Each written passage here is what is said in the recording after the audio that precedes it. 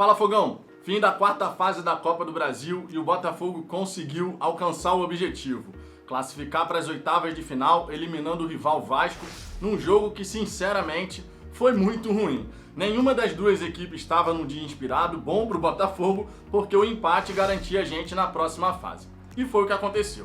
De destaque nessa partida fica aqui a boa estratégia defensiva do Botafogo, que praticamente não concedeu espaços à equipe do Vasco. O Vasco que tentou chegar, na maioria das vezes, com finalizações de fora da área, mas sem levar real perigo, tirando aquele chute do Andrei, que iria para fora, é bem verdade, mas o Gatito decidiu colocar a mão na bola e cedeu o escanteio. O Vasco teve, inclusive, muitos escanteios na partida, mas a defesa se comportou muito bem, não deixou o Vasco ganhar esse tipo de jogada. Um ponto aqui que vale destacar é o lado ofensivo do Botafogo, que nessa partida errou todas as decisões importantes que deveria tomar no terço final do campo. A gente que no primeiro tempo estava tendo muito espaço ali para poder trabalhar essa bola no campo de ataque, estava conseguindo fazer boas triangulações com certa liberdade, em certa ocasião inclusive o Honda apareceu na intermediária do Vasco completamente sozinho, sinal de que a marcação do Vasco estava muito frouxa, mas a gente não conseguia acertar essa decisão final. Aquele passe, aquela enfiada de bola para poder deixar o companheiro na cara do gol. O jogo em si, conforme eu disse no começo, foi ruim.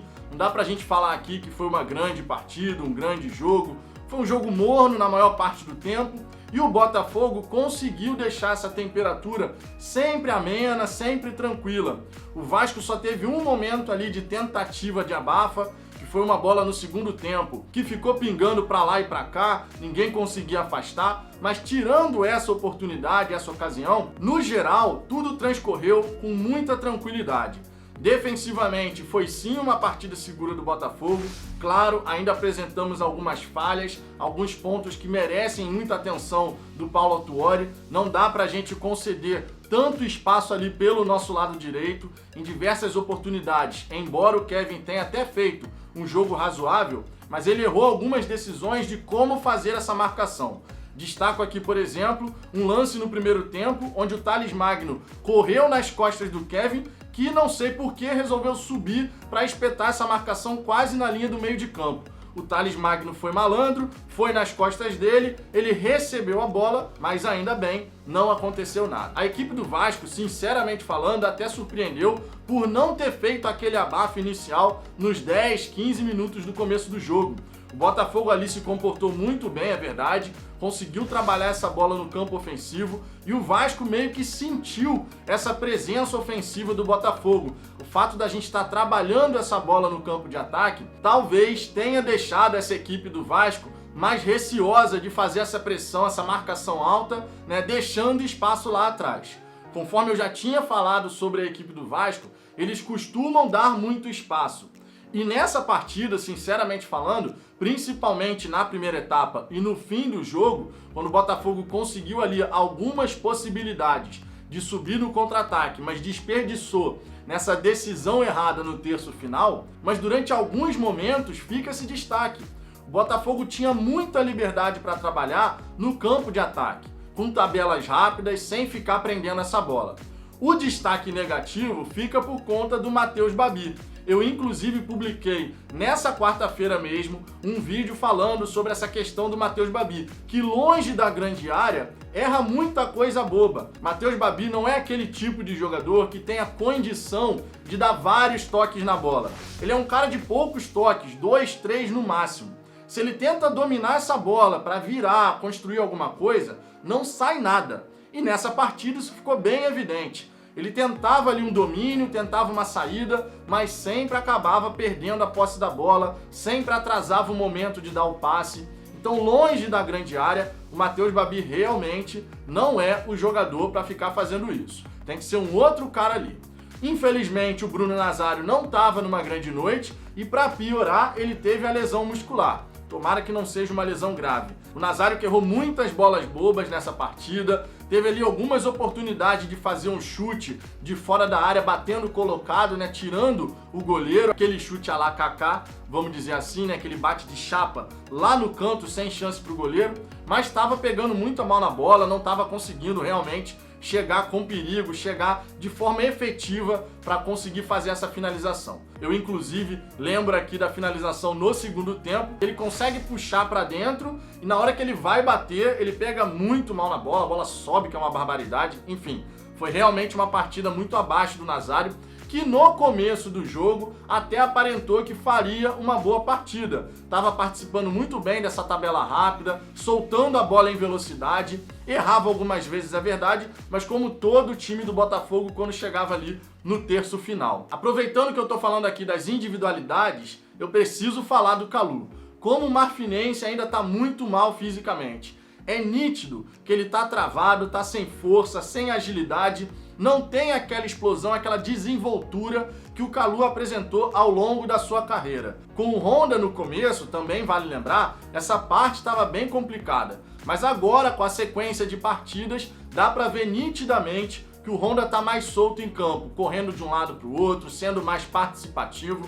Não que esteja sendo decisivo, não é o caso. O Honda está jogando numa função de meio de campo, que ele não está nem sendo um volante, primeiro volante, como ele vinha sendo, que a gente sempre criticava, nem está sendo camisa 10. Ele está podendo transitar entre o campo ofensivo, o campo defensivo, e fisicamente ele cresceu bastante. O Kalu precisa alcançar esse desenvolvimento físico. Ainda está distante, dá para ver que falta essa desenvoltura, força, agilidade, potência, e isso se desenvolvendo no jogador, a gente vai ter ali uma peça que vai realmente ser importante. Nesse momento, sinceramente, nessa partida em especial, o Kalu foi muito mal, errou o tempo de bola, errou domínio, furou, enfim, não foi uma partida digna de nota, só se for ao contrário, né? Diferente do que a gente viu, por exemplo, o Kalu fazer um bom jogo diante da equipe do Corinthians, dessa vez foi totalmente o oposto, furou algumas bolas que era para dominar, inclusive uma boa chegada do Vitor Luiz na segunda etapa.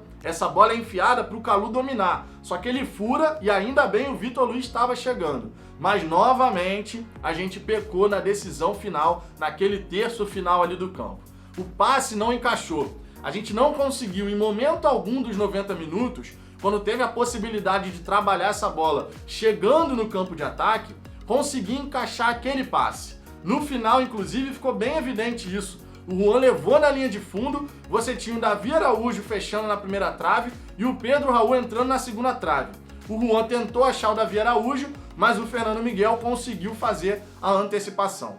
Em momento algum, o nosso passe encaixou nesse terço final, o que é uma pena. Não fez falta, é verdade, mas se tivesse feito, a gente estaria aqui lamentando o fato do Botafogo não ter conseguido encaixar esses passes, essas decisões finais lá perto do gol do Vasco. Pelo lado defensivo, o Botafogo se comportou muito bem, conforme eu disse. A equipe do Vasco ficava circulando essa bola de um lado para o outro, o Benítez e o Cano não tiveram espaço para jogar, verdade seja dita, tá? O Benítez toda hora que pegava essa bola, tinha um cara já em cima dele. Então o fato da gente conseguir anular esse jogador, que é o motor do meio de campo do Vasco, foi muito importante. O Cano, você pode observar que as únicas vezes que ele conseguiu pegar na bola foi longe da grande área, quando muito na intermediária ali do Botafogo. Então a gente teve um posicionamento defensivo, uma leitura do jogo do Vasco que foi muito correta.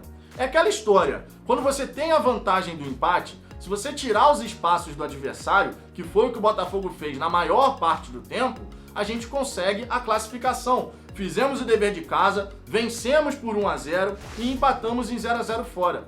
Eu destaco aqui, por exemplo, que em 2017 aconteceu justamente o contrário, na Libertadores e também na Copa do Brasil. Empatamos em 0-0 em casa, não fizemos aquele dever de casa, pelo menos com um golzinho ali de diferença, levamos o 0-0 para casa do adversário e acabamos eliminados nas duas competições. Dessa vez aconteceu o contrário. E fica aqui aquela lembrança, o Vasco, como de costume, não consegue vencer o Botafogo em jogo decisivo. Ponto fora da curva 2015 e 2016, mas via de regra, em jogo decisivo a vantagem é toda nossa e conforme todo botafoguense estava esperando, foi o que aconteceu. Ainda bem, a gente precisava dessa classificação para as oitavas de final, vem aí a premiação, vem aí sorteio para saber quem vai ser o nosso adversário nessa etapa e vale lembrar aqui que nas oitavas de final, todas as equipes estarão no mesmo pote na hora do sorteio. A gente não vai ter aquela separação de times que vêm da Libertadores com times que vêm das etapas prévias. A gente vai ter todo mundo ali num pote único, então você pode pegar qualquer adversário. Para fechar esse pós-jogo curtinho, não tem necessidade de ser muito extenso, a gente conseguiu a classificação, mas fica aqui o meu destaque final. Defensivamente, uma estratégia muito bem montada, sem dar espaço para os dois grandes destaques da equipe do Vasco, Benítez e Cano, e ofensivamente, pecamos nessa decisão final, perto ali da grande área do Vasco, no terço final do campo. Se o passe encaixa em algumas ocasiões, a gente poderia ter chegado ao gol. Não foram várias vezes, né, que isso poderia ter acontecido, mas nas ocasiões que a gente conseguiu chegar ali perto da grande área do Vasco, faltou aquele capricho final que já vem sendo recorrente na vida do Botafogo. Agora a gente tem que olhar para frente, Campeonato Brasileiro, esperar a Copa do Brasil, mas focar em vencer as nossas partidas, porque precisamos nos afastar do Z4. Mais um empate na vida do Botafogo, mas esse nenhum botafoguense vai ficar lamentando. E você, Fogão, gostou da atuação do Botafogo, pelo menos defensivamente? Também observou essa falha ofensiva no terço final do campo? Deixe seu comentário aqui embaixo, a sua participação é sempre muito importante. Se você gostou desse vídeo, deixa o seu like, compartilha nos seus grupos do WhatsApp e, claro, se inscreve no canal se ainda não for inscrito. Sua participação é sempre muito importante, convida mais botafoguenses para conhecer o Fala Fogão. Eu aguardo vocês no próximo vídeo.